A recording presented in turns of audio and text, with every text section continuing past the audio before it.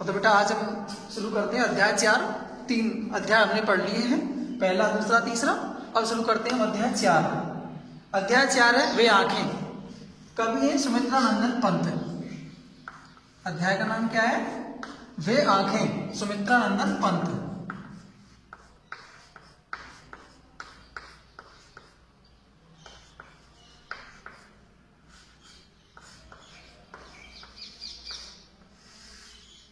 अध्याय 4 सुमित्रानंदन पंत। देखो, सुमित्रानंदन पंत जी जो हैं प्रकृति के सुकुमार कवि, अर्थात इनका प्रकृति से बहुत ज्यादा लगाव रहा, इसलिए इन्हें प्रकृति के सुकुमार कहा गया है। प्रकृति के सुकुमार कवि,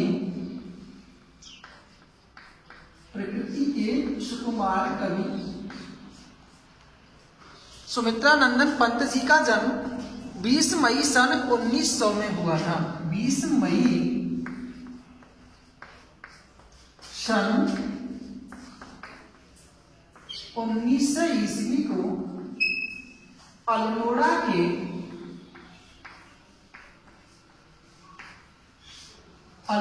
के कौसानी गांव में हुआ था।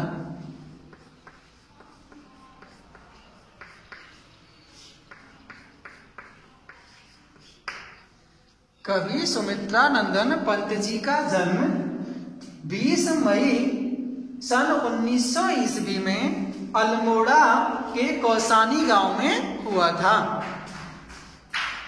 जन्म के कुछ समय बाद ही इनकी मां का देहांत हो गया। जन्म के कुछ समय बाद ही इनकी मां का देहांत हो गया, तो इनका पालन पोषण इनकी दादी के द्वारा किया गया। इनकी दादी ने इनका पालन पोषण किया। इनका प्रारंभिक जीवन अपने दादा दादी की वात्सल छत्र छाया में हुआ था। इनकी प्रारंभिक शिक्षा अल्मोड़ा में हुई। कवि की जो प्रारंभिक शिक्षा थी वह कहाँ पे हुई थी? अल्मोड़ा में। और आगे की शिक्षा पाने के लिए ये बनारस, अपने भाई के साथ में ये बनारस और इलाहाबाद चली गई। ये अपने भाई के साथ में बनारस और बनारस से इलाहाबाद चले गए थे। वहां पर इन्होंने उच्च शिक्षा प्राप्त की और वहीं पर ये गांधी जी के आंदोलन में भाग सक्रिय होने लगे। वहीं जाकर के इन्होंने गांधी जी के आंदोलन में भाग लेने लगे और वहीं पर वो गांधी जी से प्रेरित होकर के स्वतंत्र लेखन करने लगते हैं। वहीं पर रहकर के ये स्वतंत्र लेखन करने लगते हैं। गांधी जी के असहयोग आंदोलन की वजह से इन्होंने पढ़ाई छोड़ दी अपनी, और ये सन 1956 में ऑल इंडिया रेडियो, सन 1956 में ऑल इंडिया रेडियो के परामर्शदाता बने हैं और वहीं पर ये नियुक्त हो गए और सन 1957 तक ये प्रत्यक्ष रूप से रेडियो में रहे। सन 1957 तक ये प्रत्यक्ष रूप से रेडियो में रहे।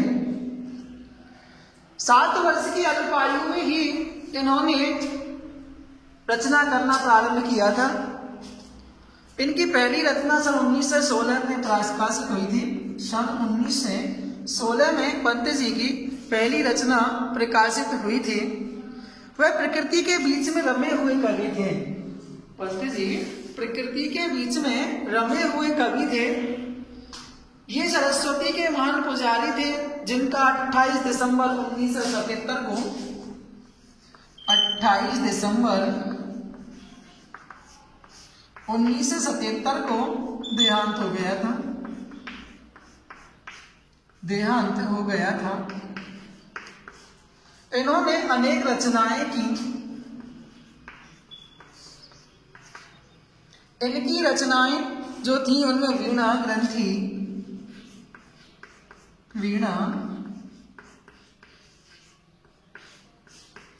इनकी रचनाओं में वीणा ग्रंथि, गुंजन,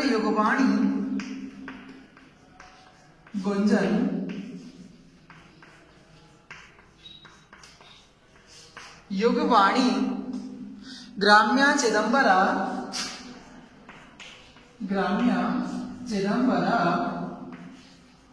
आदि इनकी अनेक रचनाएं मानी गई। इन्हें भारतीय ज्ञानपीठ पुरस्कार साहित्य सम्मान से सम्मानित किया गया था। ज्ञानपीठ, भारतीय ज्ञानपीठ साहित्य पुरस्कार से इनको सम्मानित किया गया था। सोवियत लैंड नेहरू पुरस्कार इनको मिला। सोवियत नेहरू लैंड पुरस्कार इनको मिला। पंत जी को पद्म भूषण सम्मान से भी सुशोभित किया गया। पद्म भूषण सम्मान भी इनको दिया गया। पद्म भूषण सम्मान भी पंत जी को दिया गया था। इनकी यहाँ पर जो कविता है वे आंखें, कवि की यहाँ पर जो कविता है वे आंखें, यह पंत जी की जो कविता एक प्रगतिशील दौर की कविता है। प्रगतिशील दौर की कविता रही है कवि की। प्रगतिशील दौर की कविता कवि की रही है ये। इसमें उन्होंने स्वतंत्रता प्राप्ति से पहले, कवि ने अपनी इस कविता वे आंखें कविता में स्वतंत्रता प्राप्ति से पहले के किसानों की दुर्दशा का चित्रण किया है। कवि ने बताया है कि कैसी दुर्दशा किसानों की बनी हुई थी, स्वतंत्रता से पहले कैसी स्थिति किसानों की बनी हुई थी, उसका वर्णन कवि ने अपनी कविता में किया है। उन्होंने बताया है कि किसानों की आंखें सदा दुख और दीनता से भरी रहती हैं। कवि ने बताया कि जो किसान होता है उस किसान की आंखें हमेशा दुख और दीनता से भरी हुई होती हैं। किसानों के शोषण का क्रम पहले भी चलता था और आज भी कोई ऐसी व्यवस्था नहीं हो पाई है जिससे किसानों का जीवन उन्नत हो सके। अंग्रेजों के जमाने में भी, पूंजीपति जमींदारों के समय में किसान बड़ा दुखी रहता था और आज भी किसान की ऐसी स्थिति बनी हुई है। उन्हें फंसाने के लिए कितने असत्य आरोप लगाए जाते हैं और अंततः उनका जीवन किस तरह अभिशाप बन जाता है, यह सब प्रस्तुत कविता में किसान के चित्रण को प्रकट किया गया है। किस प्रकार से एक अमानवीय व्यवहार एक किसान के साथ में किया जाता है, किस तरह से वो किसान एक दयनीय स्थिति में बना हुआ होता है, हमेशा उसकी आंखों में दीनता भरी हुई होती है। हमेशा किसान के लिए कभी कोई ऐसा न्याय संगत निर्णायक कोई उपाय नहीं किया गया ताकि वो अपना जीवन खुशहाल तरीके से जी सके, वो इस कविता में कवि ने बताया है। कवि ने अपनी इस कविता में खड़ी बोली का प्रयोग किया है। खड़ी बोली, कवि ने अपनी कविता में खड़ी बोली का प्रयोग किया है। तत्समनिष्ठ खड़ी बोली का प्रयोग पंत जी ने अपनी कविता में किया है। यहाँ पर कवि कोई बताना चाहता है कि कैसी स्थिति, दयनीय स्थिति किसान की बनी हुई है। देखो, अंधकार की गुहा सरीखी इन आंखों से डरता है मन, भरा दूर तक उनमें दारुण दैन्य दुख का नीरव रोदन। वह स्वाधीन किसान रहा अभिमान भरा आंखों में इसका, छोड़ उसे मझधार आज संसार कगार सदृश वह किसका। देखो बेटा, अंधकार की गुहा, गुहा मानी होती है गुफा। गुहा का अर्थ क्या होता है? गुफा। गुहा, गुहा का अर्थ क्या है? गुफा। सरीखी मान होता है समान। सरीखी का अर्थ क्या होगा? समान। अंधकार की गुहा सरीखी उन आंखों से, उन किसके लिए? किसान के लिए आया है। उन किसान के लिए, उस किसान की आंखों से, किसान की आंखें, उन आंखों से, उन किसके लिए आया है? किसान के लिए। भरा दूर तक उनमें दारुण, दारुण मान होती है भयानक। दारुण का अर्थ क्या होगा? भयानक। दारुण का अर्थ भयानक। दैन्य दुख का नीरव रोदन, नीरव माने मौन, नीरव का अर्थ क्या होगा? मौन। रोदन माने रोना, रोदन कह दो, नीरव रोदन।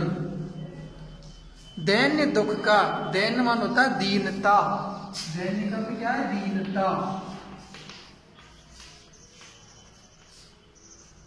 देखो, कवि पंत जी यहाँ पे भारतीय किसान की दयनीय दशा का चित्रण कर रहे हैं भैया।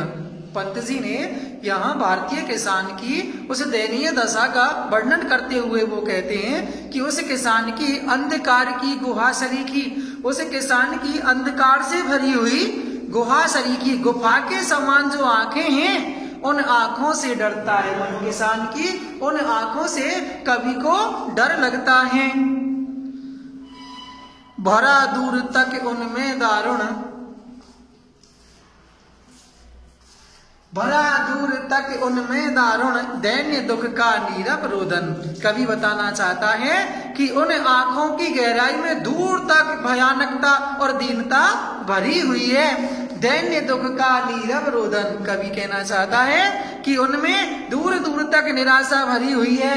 कवि का जो मौन रोदन है, नीरव रोदन, कवि कहना चाहता है कि उस किसान की आंखों में जो दीनता और जो दुख है वह दुख का मौन रोदन भरा हुआ है।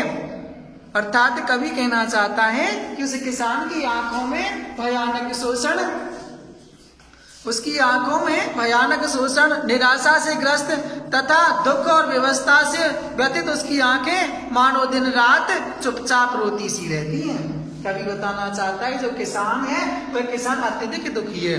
गुफा के समान जो उसकी आंखें हैं वो बहुत ही डरावनी हैं, क्योंकि हमेशा उसके हृदय में, मन में एक निराशा और दुख का भाव भरा हुआ रहता है।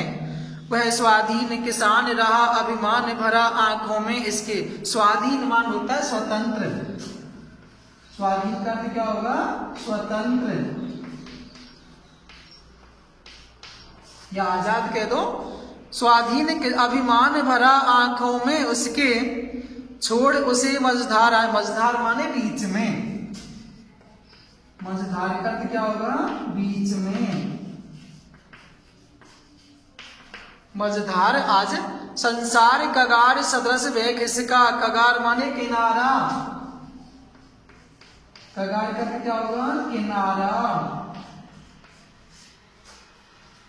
देखो वह स्वाधीन किसान रहा। कवि उस किसान की कहानी को बताता हुआ कहता है कि वह किसान स्वाधीन, स्वतंत्र, आजाद, क्योंकि वह अपने खेतों का स्वयं मालिक है। वो एक आजाद किसान था, वह अपने खेतों का स्वयं मालिक है, इसलिए वह आजाद किसान था। अभिमान भरा आंखों में उसके, अर्थात जो उसके खेत थे वो उसके हैं। उसके खेतों की बात सोच सोच करके उसके अंदर अभिमान भरा हुआ था। वो सोचता था कि ये खेत मेरे हैं, इस बात को सोच करके उसके अभिमान था। छोड़ उसे मझधार आज संसार कगार सदृश वह खिसका। कवि कहना चाहता है कि आज संसार उसे भयानक विपत्तियों की बीच में, अर्थात मझधार में उसी प्रकार डूबता हुआ छोड़ गया है। संसार कगार सदृश हुए किसका। आज संसारी लोग उससे ऐसे दूर हटते गए हैं जैसे मानो कोई नदी का जो ऊंचा किनारा होता है वो डूब रहे व्यक्ति के पास तक नहीं फटकता है। कवि बताना चाहता है जिस प्रकार से कोई व्यक्ति नदी में डूब रहा हो तो जो किनारा होता है वह किनारा उससे बहुत दूर रहता है, उसके पास नहीं आता। उसी प्रकार से आज जो संसार है वह उस किसान को विपत्तियों में फंसा हुआ छोड़ करके चला गया। अर्थात जिस प्रकार जो किनारा हमेशा ही दूर बना रहता है उसी प्रकार कहने का भाव है कि जो किसान है वह दुख दर्दों से, कष्टों से जो घिरा हुआ है उसकी कोई सहायता नहीं करता है। उसे भी लोग उसी प्रकार छोड़ जाते हैं जैसे मान लो नदी में डूबते हुए किसी मनुष्य से किनारा बहुत दूर होता है। उसी प्रकार से आज किसान जो है उस किसान को दुख दर्दों से दूर छोड़ करके सभी लोग चले गए, तो उसकी कोई सहायता नहीं करता है। देखो बेटा, दारुण दैन्य, दैन्य दारुण दैन्य दुख का नीरव। देखो दैवर्ण की आवृत्ति हुई है इसलिए अनुप्रास अलंकार का प्रयोग हुआ है इस पंक्ति में, अनुप्रास अलंकार का प्रयोग हुआ है इस पंक्ति में। देखो और देखो कगार सदृश में, कगार सदृश समान किया है उसके साथ, कगार सदृश अर्थात किनारे के समान, इसलिए उपमा अलंकार का प्रयोग हुआ है। कगार सदृश में उपमा अलंकार का प्रयोग हुआ है। अंधकार की गुहा सरीखी, सरीखी उसमें भी उपमा अलंकार है बेटाओ। अंधकार की गुहा सरीखी, इसमें भी कौन सा अलंकार है? उपमा अलंकार का प्रयोग हुआ है। और मैंने आपको बता दिया है खड़ी बोली का, पाठ में कौन सी बोली आई है? खड़ी बोली का प्रयोग कवि ने यहाँ पर किया है। किसान का चित्रण किया है, चित्र रूप में अर्थात बिंब चित्रात्मक रूप में उनका प्रयोग किया है कवि ने किसान के रूप में। इसलिए मैं आज आपको बस इतना ही पढ़ाऊंगा, कल चर्चा करते हैं भैया आगे।